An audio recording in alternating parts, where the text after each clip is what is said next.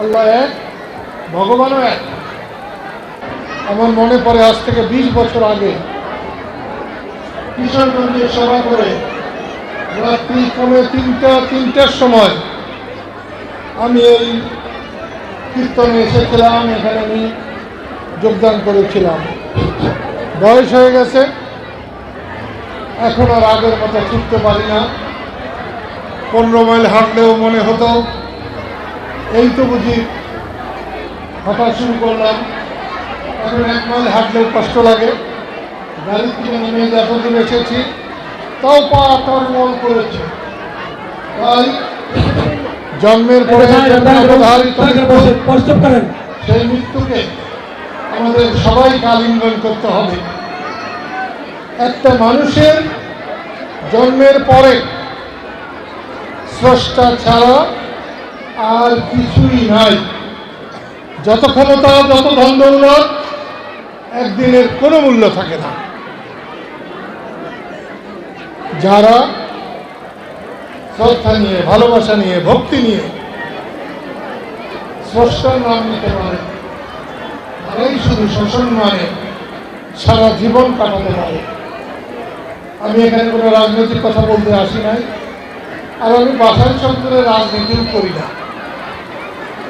জন্ম আমার এখানে, বড় হয়েছে এখানে।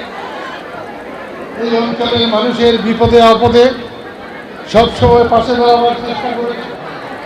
যতক্ষণ বেঁচে থাকবো ততক্ষণ সবার।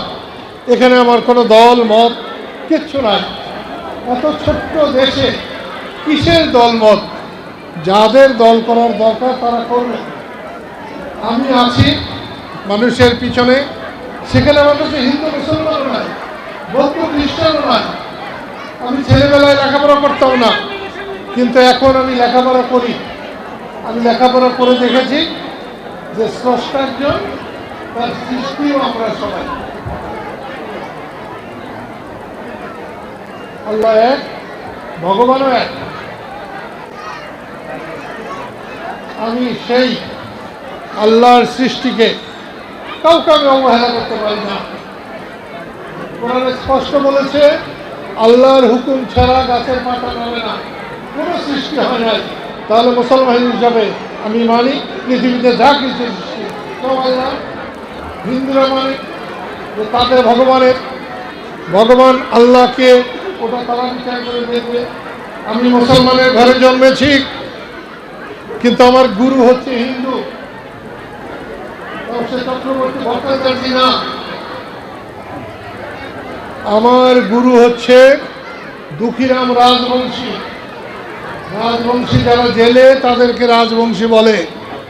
হিন্দুদের মধ্যে সবচেয়ে নিচু বর্ণের যিনি, তিনি হচ্ছেন আমার গুরু। পৃথিবীতে আমি আমার পিতামাতার পরে কাউকে যদি মান্য করি তাহলে দুঃখীরাম রাজবংশী।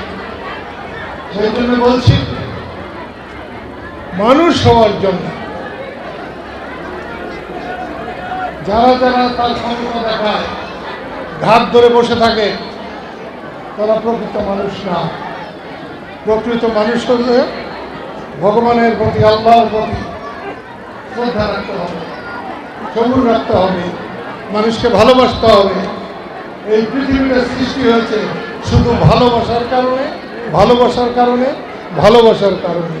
আপনারা একে অপরকে ভালোবাসবেন, সবাইকে সম্মান করবেন, অন্যের অসুবিধায় পাশে দাঁড়াবেন, এই আশাবাদ ব্যক্ত করে আপনাদের সকলের মঙ্গল হোক, এই অনুষ্ঠান সার্থক সুন্দর হোক, এই আশাবাদ ব্যক্ত করে আমি সবার সুস্বাস্থ্য, শান্তিময় জীবন কামনা করে আমি শেষ করছি।